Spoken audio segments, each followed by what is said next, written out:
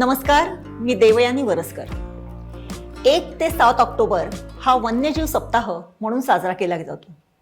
सिंधुदुर्ग जिल्हा सध्या वन्यजीव जर म्हटलं तर हत्तींचा जास्ती बोलबाला असलेला जिल्हा आहे. परंतु त्याचबरोबर सिंधुदुर्ग जिल्ह्यामध्ये आढळणारे खवले मांजर, इथे आढळणारे ब्लॅक पॅन्थर किंवा काळ्या बिबट्या, तसेच पट्टेरी वाघ, खवलं मांजर आहे किंवा आपण सध्या सातत्याने पेपरमध्ये वाचत असतो ती म्हणजे व्हेल माशाची उलटी किंवा ज्याला अंबरग्रीस म्हणतात असे. आणि सगळ्यात महत्त्वाचं म्हणजे नव्यानेच म्हणजे नुकताच आढळलेला लॉरिस, जो ज्याला आदिमानव किंवा वन्य मानव सगळ्यात जुना असा खूप अत्यंत रेअर असा प्राणी असा लॉरिस हा सुद्धा आपल्या सिंधुदुर्ग जिल्ह्यामध्ये आढळलेला आहे. अशा सगळ्याच वन्यजीवांमुळे सिंधुदुर्ग जिल्हा हा नेहमीच चर्चेत असतो. यांचं संवर्धन, त्यांचे वन्य प्राण्यांचे आणि माणसांचे संघर्ष, त्यांच्यासाठी वन विभागाकडून काय काय केलं जाते आणि एकूणच सिंधुदुर्ग जिल्ह्याचा हा वन्यजीव ठेवा त्याचं संवर्धन करण्यासाठी वन विभागाकडून काय प्रयत्न होत असतात, या सगळ्याबद्दलच आज आपण चर्चा करणार आहोत सिंधुदुर्ग जिल्ह्याचे उपवनसंरक्षक नवकिशोर रेड्डी यांच्यासोबत. रेड्डी साहेब, खूप खूप आपलं स्वागत आहे. नमस्कार. सगळ्यात महत्त्वाचं म्हणजे 1 ते 7 ऑक्टोबर हा वन्यजीव सप्ताह म्हणून साजरा केला जातो. सिंधुदुर्ग जिल्हा म्हटला की सध्या हत्तींचाच बोलबाला जास्ती आहे. परंतु एकूणच आपल्या जिल्ह्याचं या वन्य प्राण्यांच्या संदर्भातलं स्टेटस काय आहे? सिंधुदुर्ग जिल्हा असे एकमेव जिल्हा आहे तिथे बायोडायव्हर्सिटी फार फार वेगवेगळा बायोडायव्हर्सिटी आहे. त्यामध्ये छोटे जैसे छोटे प्राणी है, जैसे सांप लेके बेडूक से लेके बड़ा बड़ा जो प्राणी आहे जैसे एलिफंट, तर एवढे मोठे बायोडायव्हर्सिटी आमची जिल्ह्यामध्ये आहे. या जिल्ह्यामध्ये जे आहे वेस्टर्न घाट्स आणि त्यांची व्हॅलीज आणि कोस्टल एरिया, त्यामुळे इथे डेन्स फॉरेस्ट से लेके मँग्रोव्ह फॉरेस्ट पर्यंत ते सगळे प्रकारची फॉरेस्ट या जिल्ह्यामध्ये उपलब्ध आहे. त्यामुळे इथे बायोडायव्हर्सिटी पण चांगला रूप से आहे. जे अंबोली सारख्या ठिकाणी आमच्याकडे आहे तिथे जे रेप्टाईलसाठी आणि ॲम्फिबियनसाठी ते जगभरात त्यांची ओळख आहे. त्यामध्ये जे युनिक एंडेमिक स्पीसीज इथे आहे, अंबोली या रिजनमध्ये आहे. आणि त्यासोबत इथे जसे पटेरी वाघ जे बोलते टायगर पण आहे आणि आमच्याकडे एलिफंट मुवमेंट पण आहे. आणि जे रेअर ॲनिमल्स जैसे स्लेंडर लोलीस पण आहे आणि ब्लॅक पांथरची पण इथे जास्तीत जास्त या एरियामध्ये आम्हाला दिसत आहे. हे सगळे हॅबिटॅटला प्रोटेक्शन करण्यासाठी वन विभाग प्रयत्नशील आहे आणि त्यांची लोकांना अवेअरनेस क्रिएट करून त्यांची संरक्षणसाठी ते वेगवेगळा उपक्रम आमच्याकडून करत आहे. आणि जे वाईल्डलाईफ वीक दरम्यान आम्ही यांची अवेअरनेस कॅम्पेन करून जास्तीत जास्त लोकांना वन्यप्राणीच्या संरक्षणाबद्दल माहिती देणार आहे. बरोबर. आता जसं तुम्ही म्हणालात की या सप्ताहानिमित्त जास्तीत जास्त लोकांना अवेअरनेस प्रोग्राम आपण करणार किंवा नेहमी करता. परंतु जनरली आपल्याकडे जर बघितलं तर आता सध्याच्या ह्याच्यामध्ये आपण बघितले खवले मांजर म्हटलं की लोक त्याला एकतर मारतात किंवा त्याला पिंजऱ्यात पकडून त्याची तस्करी होते, हे आपण नेहमी बघतो. पट्टेरी वाघाचं तर म्हणजे त्याचा जर ठाव ठिकाणा मिळाला तर लगेच त्याच्या शोधाला शिकारी लगेच धावायला सुटतात. बिबटे तर आहेतच आपल्याकडे. परंतु एकीकडे हे सगळं अशी समृद्धता असताना त्यांचं संवर्धन करणार म्हणजे नक्की काय करणार तुम्ही? त्याच्यासाठी नक्की काय करणार आहात? जिथे जिथे हे दुर्मिळ प्राणी आहे त्यांची ठिकाणी थोडासा आयडेंटिफाय करून तिथे आमची संरक्षण इन्क्रीज करण्यासाठी तिथे आमची जे स्टाफांची जास्तीत जास्त गस्ती करत आहे आम्ही.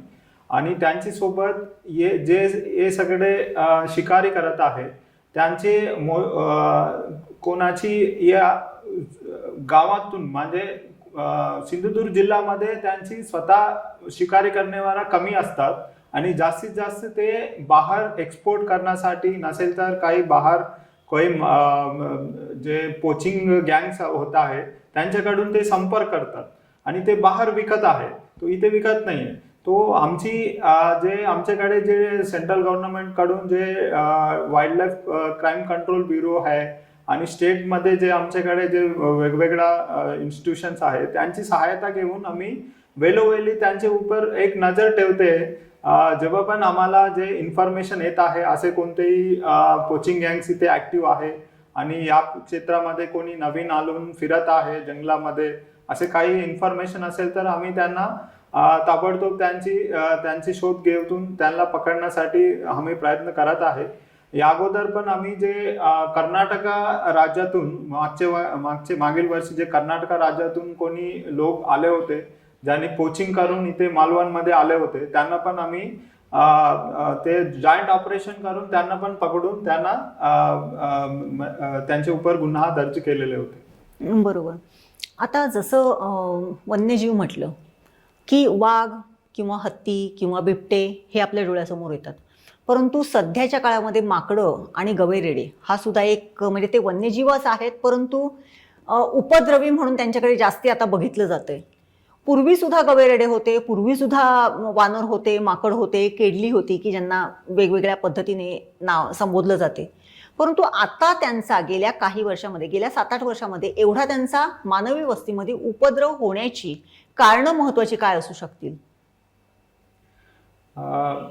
गवारेडा आणि माकडबद्दल आमच्याकडून पण वेळोवेळी तक्रार येत आहे शेतकऱ्याकडून. ते एक जंगलामध्ये जे आहे ते त्यांना आम्ही ते संघर्ष कमी करण्यासाठी जंगलामध्ये त्यांना काही जे कानासाठी खाद्य उपलब्ध करू शकतात त्याबद्दल आमची नियोजन पण चालू आहे. तिथे जिथे जिथे ओपन एरिया असतील तिथे गवत कुरण क्षेत्र डेव्हलप करण्यासाठी आणि जिथे नसतील तिथे आम्ही फ्रूट ट्रीज जास्तीत जास्त लागवड करून त्यांचे संगोपन करण्यासाठी आणि जे डोंगराळ भागामध्ये जास्तीत जास्त त्यांना पाणी उपलब्ध करून ते खाली येणार नाही, व्हॅलीमध्ये जिथे भात शेती असेल बाकी काही पीक असेल तिथे येणार नाही, त्यांच्याबद्दल आमची स्तरावरून प्रयत्न चालू आहे. आणि जे फ्रूट ट्रीज आहे त्यांची यावर्षी पण आम्ही काही फ्रूट ट्रीज जंगलामध्ये लावलेला आहे आणि त्यांची नंबर इन्क्रीज करण्यासाठी आम्ही प्रयत्न करतो. त्यापेक्षा जो शेतीला संरक्षणासाठी आणि शेतकऱ्याला आमच्याकडे यावर्षी जास्तीत जास्त सोलार फेन्सिंग वाटप करण्यासाठी आमची नियोजन चालू आहे. काही लोकांकडून, काही फार्मर्स, काही गावाकडून आम्हाला अर्जी आलेला आहे. त्यांची फंड आल्यानंतर त्यांना लवकरात लवकर ते सोलार फेन्स पण वाटप करणार आणि इतर कोणाकडून अजून ॲप्लिकेशन आले तर त्यांच्याकडून त्याला पण आम्ही ते वाटप करणार. बरोबर. आता जसं आंबोलीचा तुम्ही उल्लेख केलात किंवा तिलारीच्या जंगलाचा उल्लेख केलात, या दोन्ही ठिकाणी म्हणजे आपला टायगर कॉरिडॉर तर आहेच आपल्या इथून जाणारा, परंतु इथे तरीही इथे वाघ स्थिरावत नाही असं नेहमीच म्हटलं जाते. ट्रॅप होतो, आपल्याला कॅमेऱ्यामध्ये तो दिसतो की इथे पट्टेरी वाघ आहे, त्याचं अस्तित्व आपल्याला जाणवते, परंतु तो इथे स्थिरावत नाही. त्याची कारणं काय आहेत? सिंधुदुर्ग जिल्ह्यामध्ये 2 कन्झर्वेशन रिझर्व्ह डिक्लेअर केलेले आहे. एक तिलारी कन्झर्वेशन रिझर्व आणि एक आंबोली दोडामार्ग कन्झर्वेशन रिझर्व आहे. हे कन्झर्वेशन डिक्लेअर करण्याची मूल उद्देश हे होता की जे गोवा आणि कर्नाटकामध्ये वाईल्ड लाईफ सँक्च्युरीज आहे आणि महाराष्ट्रामध्ये जे वाईल्ड लाईफ सँक्च्युरी आहे, राधानगरी सँक्च्युरी आणि सह्याद्री टायगर रिझर्व, त्यामध्ये जे कॉरिडॉरला प्रोटेक्शन करायला पाहिजे त्या दरम्यान हे कन्झर्वेशन रिझर्व्ह डिक्लेअर केलेला आहे. कन्झर्वेशन रिझर्व्ह असे कॉन्सेप्ट आहे की 2 सँक्च्युरीजमध्ये जे एरियाला प्रोटेक्शन देऊन त्यांना प्रोटेक्शन दिल्यानंतर तिथे जसे टायगर जैसे प्रिडेटर्स एक वाईल्ड लाईफ सँक्च्युरी पासून दुसरा वाईल्ड लाईफ सँक्च्युरीला मूव्ह करण्यासाठी ते एरियाला प्रोटेक्शन करायचे आहे. तो त्याप्रमाणे आमच्याकडे जे कन्झर्वेशन रिझर्व्हमध्ये आम्हाला प्रोटेक्शन चालू आहे, त्यामुळे इथे ते रेसिडेंट राहू शकतात असे आमच्याकडे हॅबिटॅट आहे. परंतु ते तिथे मुवमेंटसाठी पण ते हॅबिटाट आम्हाला चांगला आहे. ओके, म्हणजे त्यामुळे वाघ म्हणजे जो मूळ म्हणजे फिरत असतो इथपासून तिलारीच्या जंगलापासून ते सह्याद्री टायगर फॉरेस्ट जे काही केलेलं आहे तिथपर्यंत. आता याचबरोबर म्हणजे वाघ आहे किंवा हत्ती आहे, खवले मांजर तर आहेच आहे, अस्वलं पण आपल्याला आंबोलीमध्ये आढळून येतात बऱ्याच वेळेस, कारण त्यांचे हल्ले जेव्हा होतात त्याच वेळेस त्यांचं अस्तित्व जाणवते. त्याचबरोबर आपला जो कोस्टल एरिया आहे म्हणजे फार चांगला आपल्याला समुद्र किनारपट्टी लाभलेली आहे आणि हल्ली आपण ते पण बघत असतो की व्हेल माशाची उलटी किंवा आंबरग्रिस ज्याला म्हणतात त्याची तस्करी होते, किंवा मग चांगली एक बाजू अशी आहे की ऑलिव्ह रिडले जी फार एक प्रजाती आहे की ज्याचं चांगलं संवर्धन आपल्या सिंधुदुर्ग जिल्ह्यातूनच होतंय. काय सांगाल या संदर्भात? सिंधुदुर्ग जिल्हा असे एकमेव जिल्हा आहे जिथे 121 किलोमीटरची कोस्टल एरिया आहे. त्यामध्ये आमच्याकडे बरेच प्रमाणे ऑलिव्ह रिडले टर्टलची नेस्टिंग साइट्स आहे. इथे बीचेस जे आहे जे प्रिस्टाईन असल्यामुळे जास्तीत जास्त ते ऑलिव्ह रिडले टर्टल या भागामध्ये नेस्टिंगसाठी दरम्यान नोव्हेंबरपासून मार्चपर्यंत या कोस्टमध्ये येऊन ते अंडी घालत आहे. तो मागचे 10 वर्षापासून जे स्थानिक लोकांची सहायता घेऊन आणि जिल्हा प्रशासन आणि मँग्रोव्ह फाउंडेशन मुंबई यांची जॉईंट प्रोजेक्टमध्ये आम्ही जिथे जिथे नेस्टिंग साइट्स आहे तिथे स्थानिक लोकांना बीच मॅनेजर म्हणून नेमणूक करून त्यांना काही मानधन देऊन यांची गारटी प्रोटेक्शन करत आहे. तो गारटीला काही कुत्रेपासून आणि काही दुसरे पोचिंगपासून त्याला प्रोटेक्शन करण्यासाठी आम्ही त्यांची प्रोटेक्शनसाठी त्यांना मानधन देत आहे. त्यामुळे आता जास्तीत जास्त त्यांची प्रोटेक्शन होत आहे. यावर्षी 2022-23 जे टार्टिल सीझनमध्ये आम्ही जवळपास 40,000 टार्टिल पिल्लेला आम्ही समुद्रामध्ये सोडलेला आहे. ते ये मागचे 10 वर्षामध्ये हे सबसे जास्त आहे. तो आता आम्ही और इसका संख्या इन्क्रीज करण्यासाठी आम्ही आमच्याकडून प्रयत्न चालू आहे. नक्कीच, म्हणजे 40,000 ऑलिव्ह रिडलेच्या छोट्या पिल्लांना जर समुद्रात सोडलं तर निश्चित एक चांगली बाब आहे. हे जसं समुद्र जीवशैली जेव्हा आपण संवर्धन करत असतो त्याचबरोबर आपले जे पक्षी आहेत त्याची संपदा सुद्धा कुठेतरी म्हणजे अनेक असे रेअर पक्षी आपल्या जंगलांमध्ये मिळत असतात. नाही मग नॉट ओन्ली ते आंबोलीचं जंगल पाहिजे, आपल्याला ते आढळत असतात, वैभववाडीत आढळतात, काही वेळेस देवगडच्या समुद्रकिनाऱ्यावरती आढळतात. परंतु त्याचबरोबर काही पक्षी असे आहेत की ज्यांची संख्या सिंधुदुर्गातून हद्दपार झाली म्हणजे नामशेष झाली आहे. त्याच्यामध्ये गिधाडं आली. आपल्याकडे पूर्वी वाडी वस्तीवरती समजा एखादं जनावर म्हणजे त्यांची गाई किंवा म्हैस जर दगावली गेली तर ती अशी ग्राउंडवरती फेकली जायची आणि तिथे ते वल्चर येऊन तिचं सगळी विल्हेवाट लावत असत. परंतु आज आपल्याकडे ते दिसत नाही. काय कारणं असतील ह्याची, किंवा आपल्याकडे त्याचं संवर्धन होण्यासाठी किंवा गिधाडांचं अस्तित्व पुन्हा एकदा जाणवण्यासाठी काही वेगळे प्रयत्न सुरू आहेत का? गिधाडाची संरक्षणासाठी महाराष्ट्र शासन आणि भारत शासनाकडून वेगवेगळे उपक्रम घेतलेले आहे. ते डायक्लोफिनाक म्हणून एक वेटरनरी ड्रग आहे. त्यांची जास्त वापरामुळे जे पशु चिकित्सामध्ये ज्यांची जास्त वापरामुळे ते गिधाडची संख्या कमी झालेली आहे. जे पक्षी जे डायक्लोफिनाक टाकलेले जे जनावरांवरून ते खात आहे त्याला मृत्यू होण्याची शक्यता जास्त आहे. त्यामुळे त्यांची संख्या कमी झालेली आहे. त्यामुळे त्यांची संख्या इन्क्रीज करायसाठी आम्ही हे ड्रगला वापरू नये याबद्दल आम्ही आमच्या स्तरावरून अवेअरनेस क्रिएट करू शकत आहोत. आम्ही ते प्रयत्न करत. रेड्डी सर, आपल्याकडे हौबारा बस्टर्ड हा जो काही एक पक्षी आहे की जो रेअर स्पीशीजमधला आहे तो आपल्याकडे देवगडच्या किनाऱ्यावरती आढळला होता आणि तो त्याला टॅग होता म्हणजे त्याच्या पायामध्ये. काय सांगाल या संदर्भात? हौबारा बस्टर्ड एक एक्झोटिक बर्ड आहे. त्यांची कन्झर्वेशन प्रोजेक्ट आता अबुधाबीमध्ये चालू आहे. तिथे जे रिसर्च सेंटर आहे त्यांनी ते कन्झर्वेशन करून त्यांना नैसर्गिक मध्ये सोडलेलं आहे. तेव्हा सोडताना त्यानं टॅगिंग करून सोडले होते.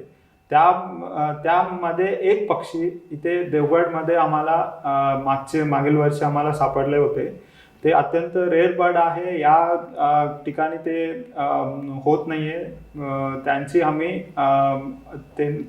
आम्ही ताबा घेऊन त्यांची प्रोटेक्शन केलेलं आहे आणि त्यांना पूर्ण वेटरनरी केअर देऊन ते चांगलं झाल्यानंतर आम्ही BNHS यांची सहायता घेऊन आम्ही ते बर्डला राजस्थान येथे डिझर्ट नॅशनल पार्कमध्ये आमचे कर्मचारी जाऊन सोडलेलं आहे.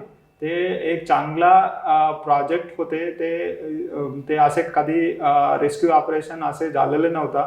ते बाहेरून जे एक्झोटिक बर्ड आहे ते आमच्या जिल्ह्यामध्ये सापडणं आणि त्यांची रेस्क्यू करून त्यांना त्यांची नैसर्गिक हॅबिटाट आहे जे डिझर्ट नॅशनल पार्क राजस्थान इथून बरेच दूर आहे तिथे जाऊन नैसर्गिक अधिवासामध्ये सोडलेले आहे.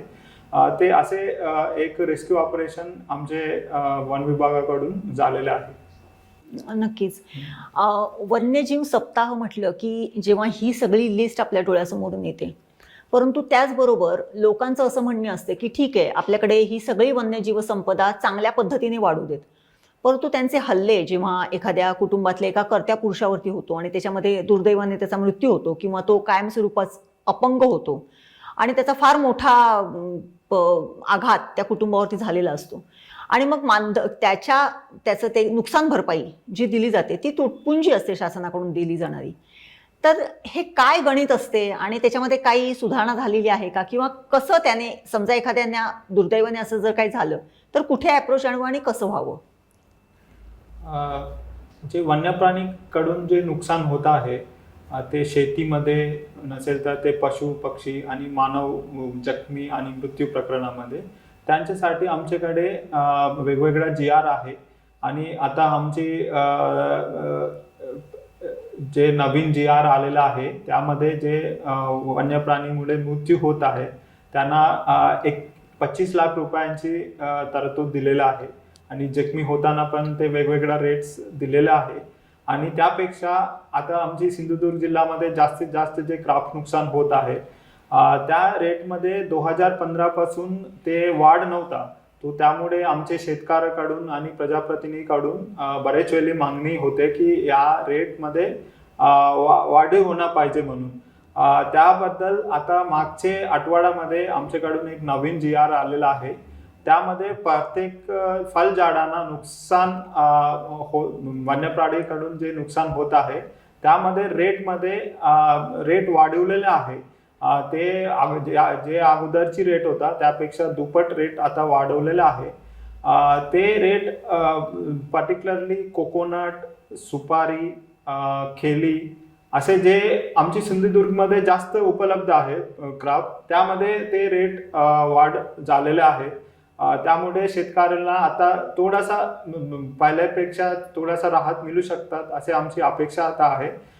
ते नुकसान पूर्णपणे आम्ही देऊ शकत नाही 100%, परंतु जे शासना GR प्रमाणे जेवढे त्यांना देऊ शकतात त्यांची नुकसान कमी करू शकतात त्याप्रमाणे आमची यामध्ये प्रयत्न राहील.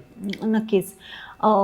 सरपटणाऱ्या जनावरांसाठी आपला जिल्हा फार मशहूर आहे. म्हणजे पहिल्यांदी मला आठवते लोक यायची आणि ते अँटीवेनम हे करण्यासाठी म्हणून इथून घेऊन जायची फुरशाचं विष किंवा फुरशी घेऊन जात असत.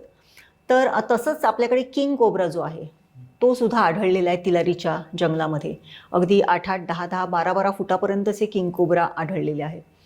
बऱ्याच वेळेस त्याचं रेस्क्यू केलं जाते, परंतु त्यामध्ये सुद्धा मध्यंतरी खूप असं काहीतरी गडबड झालेली होती असं पण बातम्या होत्या. तर हे होऊ नये याच्यासाठी कारण कोब्रा म्हटलं की कोणी तो पकडणार, तो त्याला नैसर्गिक अधिवासात सोडण्याचा प्रयत्न केला जाणार किंवा त्याला मारलं जाणार. नक्की वनविभाग काय ह्याच्यामध्ये करू शकतो मदतीसाठी, ज्याच्या घरात आलंय त्याच्या, आणि त्या प्राण्याच्या रेस्क्यूसाठी? जे सिव्हिल एरियामध्ये जे सरपटणारी प्राणीची वावर होत आहे त्यावेळी त्याला रेस्क्यू करण्यासाठी वेगवेगळ्या ठिकाणी स्थानिक स्नेक रेस्क्युअर्स आहे, ऑलरेडी ते ट्रेंड आहे वेगवेगळ्या ठिकाणी. त्याला या अगोदर पण आम्ही मतलब त्याला सूचना दिलेले होते आम्ही की जेव्हा ते रेस्क्यू करताना आणि सोडताना ते वन विभागाचे कर्मचारी तिथे व्हायला पाहिजे, त्यांची सोबत ते सोडायला पाहिजे, त्यामध्ये जे पंचनामा असेल ते करून ते रेकॉर्डमध्ये ठेवायला पाहिजे. त्यामुळे ते त्यांची कोणतेही मिसयूज होणार नाही. जे तुम्ही काम करत आहे ते चांगलं काम आहे. ते लोकांना जे लोकवस्तीमध्ये आलेले सरपटणारे प्राणीला ते पकडून बाहेर जंगलमध्ये सोडायला पाहिजे. त्यांच्यासाठी जे आमची वन विभागाची मदत असतील आणि त्यामध्ये जे तुम्हाला ट्रेनिंग पाहिजे तर आम्ही देऊ आणि त्या काही साहित्य असेल तर ते पण आम्ही देऊ. परंतु जे एक्झिस्टिंग रूल प्रमाणे जेव्हा त्यांना पकडताना आणि सोडताना जे वन विभागाची परवानगी घेऊन त्यांचे वन कर्मचारी यांचे समोर त्यांची पर्यवेक्षणामध्ये ते सोडायला पाहिजे असे आमची विनंती आहे. आणि जे विष संकलन करण्यासाठी जे आहे प्रोसिजर, त्यांच्यासाठी चीफ वाईल्डलाईफ वार्डन नागपूरमध्ये चीफ वाईल्डलाईफ वार्डन आहे आमची, त्यांच्याकडून परवानगी घेऊनच हे करायला पाहिजे.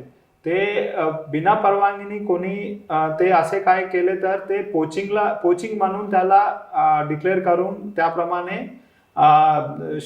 कायद्याप्रमाणे कारवाई करण्यात येईल. बरोबर. एकीकडे हे सगळं वाढत असताना आता म्हणजे एवढी मोठी लिस्ट आहे आपल्या सिंधुदुर्ग जिल्ह्याच्या वनसंपदेची, परंतु आपण हल्ली म्हणजे जसं वनसंपदा किंवा वन्यजीव हे वाढतायत, वन्यजीवांची संख्या वाढते, तसं मी म्हटलं तसं त्यांचा मानवी वस्तीमध्ये झालेला उपद्रव वाढू लागलेला आहे. आणि जसजसा उपद्रव वाढतोय तसं वन्य विभाग किंवा वन विभाग हा नेहमी एक टीकेचं एक नेहमीच हे असते. मग हत्ती म्हणा किंवा बिबट्यांच्या ह्याच्यावरून म्हणा, याच्यासाठी म्हणजे एकीकडे ही चांगली गोष्ट आहे, परंतु मग वन विभागाकडून या सगळ्याच गोष्टींना एकीकडे तुम्हाला त्यांना संरक्षणही द्यायचंय आणि माणसांना सुस्थिती म्हणजे त्यांना सुद्धा प्रोटेक्शन द्यायचंय. ही जी काही कसरत आहे ती तुम्ही कशी करत असता? यावर्षी सिंधुदुर्ग विभागामध्ये आम्ही एक रॅपिड रेस्क्यू टीमला गठीत केलेलं आहे. त्या रॅपिड रेस्क्यू टीमला आम्ही ट्रेनिंग पण दिलेलं आहे. आमचे कर्मचारीकडून काही चांगल्या कर्मचारीला त्यामध्ये नेमणूक करून त्यांना ट्रेनिंग आणि त्यांना साहित्य पण दिलेलं आहे. त्यांना व्हेकल पण उपलब्ध केलेलं आहे. जिथे जिथे जिल्ह्यामध्ये हे वन्य प्राणीची वन्य वस्तीमध्ये येत आहे, तिथे कॉन्फ्लिक्ट आहे, तिथे इन्फॉर्मेशन असेल तर इमिडिएटली आमची लोक तिथे जाऊन त्यांची वन्य प्राणीला ते वनवस्तीपासून रेस्क्यू करून ते जंगलामध्ये सोडतात.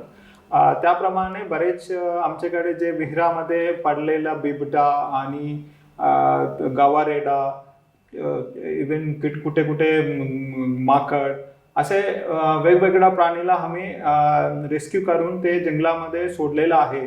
तो आमची त्यामध्ये अशी अपेक्षा आहे की अजून जास्तीत जास्त ते रेस्क्यू रॅपिड टीमची वापर जे होणार, त्यामुळे आम्ही संघर्ष आता और कमी करू. रेड्डी साहेब, आपल्याकडे ब्लॅक पॅन्थर हा एक खूप रेअर असा हे मिळालेला होता मध्यंतरी.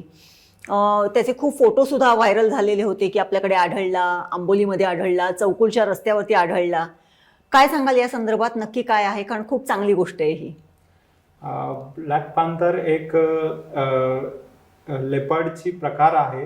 त्यामध्ये जेनेटिक व्हेरिएशनमुळे ते ब्लॅक पॅन्थर ते होत आहे. ते आमची सिंधुदुर्ग जिल्ह्यामध्ये बऱ्याच ठिकाणी त्यांची वावर आहे आणि त्यांची आम्ही अगोदर कुडाल तालुकामध्ये जे एक गावामध्ये त्यांची पिल्लू आढळला होता.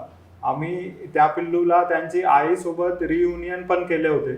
एक जॉईंट ऑपरेशन करून त्यांची रियुनियन सक्सेसफुली केलेले मुळे त्यांची जिथे जिथे आम्हाला ते आढळत आहे आणि त्यांची संवर्धनसाठी आमच्याकडून बरेच प्रयत्न करत आहे. ते असे एक प्राणी आमचे सिंधुदुर्ग जिल्ह्यामध्ये असल्यामुळे ते आमची एक फार एक संपत्ती म्हणून आम्ही सांगू शकतो. नक्कीच. एकूणच आता वन्यजीव सप्ताह हा जर गृहीत धरला तर बिईंग उपवन संरक्षक ऑफ सावंतवाडी किंवा सिंधुदुर्ग, तुम्ही काय ॲड्रेस कराल लोकांना? आम्ही दरवर्षीप्रमाणे यावर्षी वन्यजीव सप्ताहाची सेलिब्रेट होणार आहे.